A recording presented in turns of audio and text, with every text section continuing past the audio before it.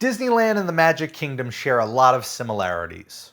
One major difference, however, is that while Disneyland features a land called New Orleans Square, the Magic Kingdom instead has a Liberty Square. Why is that? Walt Disney was a fan of New Orleans even before he dedicated a corner of his theme park to it. You see, back before New Orleans Square opened in 1966, that section of the park was actually a continuation of Frontierland. In that extended version of Frontierland, there was a smaller area called New Orleans Street that featured a couple of restaurants.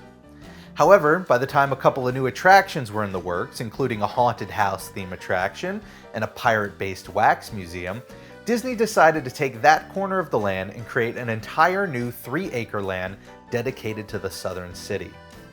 By the time technology caught up to Walt's ideas, especially in the realm of audio animatronics, those attractions would eventually become the Haunted Mansion and Pirates of the Caribbean.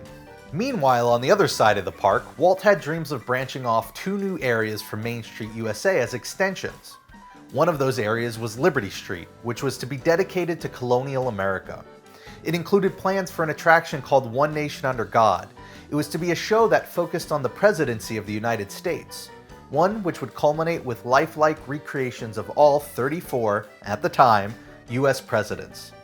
Walt wanted them to move around, but this was before the creation of audio animatronics, so it remained a dream.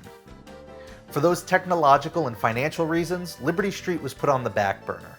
However, no good idea at Disney goes unused, and when it came time to design the Magic Kingdom for Walt Disney World in Orlando, the concept of Liberty Street would be resurrected. Disney's logic was that since Orlando was so close physically to the real New Orleans, that it would be better to substitute it for an expanded version of Liberty Street, which we now know today as Liberty Square.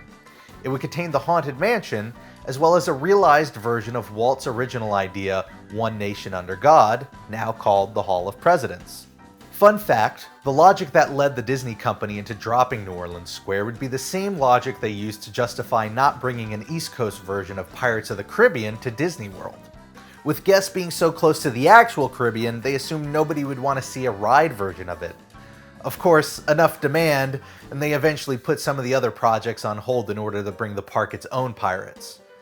But that's another story for another video.